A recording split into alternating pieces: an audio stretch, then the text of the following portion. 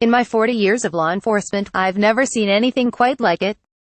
Hope I never see anything like it. And the 22-year-old from Virginia was killed by her two pit bulls. Shutterstock Bethany Lynn Stephens had been gone for about a day since she left to walk her dogs. So her father went out to look for her at the area she frequented. There, authorities say, he found her two dogs, guarding what he first thought was an animal carcass. Much to his horror, he discovered that it was not. Gooch County Sheriff Jim Agnew told reporters at a news conference. Investigators in Gooch, Virginia, a rural community about 30 miles outside of Richmond, say the petite, 5 feet 1 inch young woman, who weighed a little more than 100 pounds, was mauled to death by her dogs, whose combined weight was around twice hers, while out on a walk earlier this week. Her father found her on Thursday evening in a wooded area that used to be a farm, about a half a mile from the main road, Agnew told the Washington Post. During the conference, Agnew described the dogs as very large brindle-colored pit bull dogs.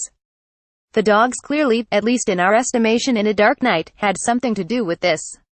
It was an absolutely grisly mauling, Agnew told reporters. In my 40 years of law enforcement, I've never seen anything quite like it. Hope I never see anything like it again. Officials from the county's Animal Control Department and Sheriff's Office spent at least an hour trying to tranquilize the animals, Agnew said.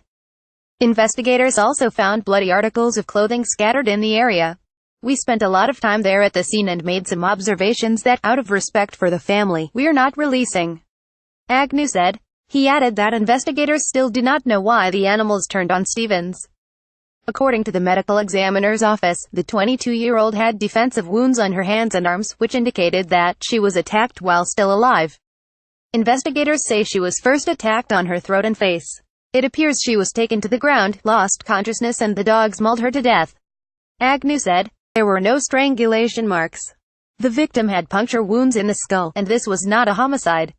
Stephens' friend, Barbara Norris, was not convinced by the authorities' account of her death, saying the dogs, which Stephens had been raising since they were puppies, would never turn on her, ABC affiliate WRIC reported.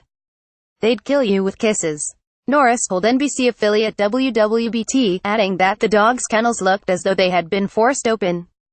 She suggested that something may have happened to Stephens after walking the dogs, and the dogs then forced themselves out to help her.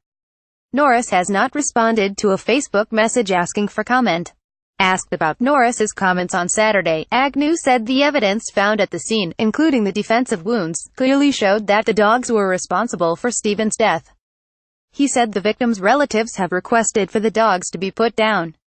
The Washington Post reuse content. We use cookies to enhance your visit to our site and to bring you advertisements that might interest you. Read our privacy and cookie policies to find out more.